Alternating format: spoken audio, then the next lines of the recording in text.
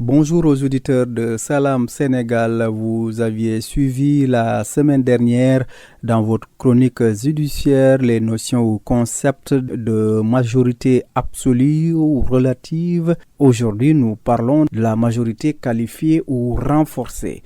C'est une part spécifique des votes qu'une proposition doit obtenir afin d'être acceptée. Elle s'oppose à la majorité absolue car supérieure à cette dernière. Professeur Abdoulaye Dieye, constitutionnaliste, enseignant à la faculté des sciences juridiques et politiques de l'université Cheikh Anta Diop de Dakar. Dans la majorité qualifiée, ça dépend parfaitement de ce que le texte initial a dit par rapport à ça. Si on dit 3/5, ça veut dire quoi? On va prendre le chiffre 165, multiplié par 3, divisé par 5, et ça donne un chiffre. Ça peut être 3/5, ça peut être 3/4, ça peut être etc. Mais ici au Sénégal, pratiquement presque dans toute la Constitution, on ne parle que de 3/5. C'est ça la majorité qualifiée. Ça veut dire quoi? Cette majorité a été qualifiée. On sait ce qu'il faut. Voilà pourquoi on l'appelle majorité qualifiée. Au Sénégal, cette majorité qualifiée a connu des évolutions. Aujourd'hui, il faut avoir une majorité qualifiée des membres qui composent l'Assemblée nationale pour réviser la Constitution. Les explications du constitutionnaliste, professeur Abdoulaye Dieye. La Constitution va, par exemple, dire pour réviser une Constitution, il faut une majorité qualifiée. Ça, c'est la Constitution qui dit. Ça veut dire quoi? Il faut obligatoirement déterminer la majorité qualifiée. Ou bien la Constitution va dire pour faire adopter une loi organique, il faut obligatoirement la majorité absolue.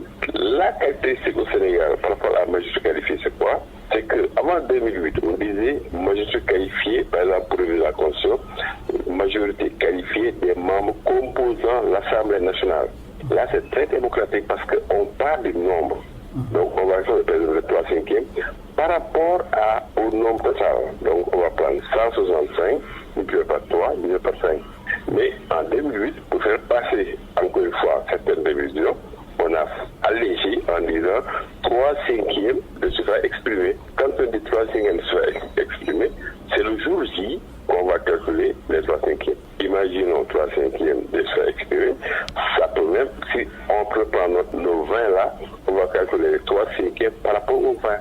Or, ce que nous avons eu jusqu'en 2008, c'est 3/5.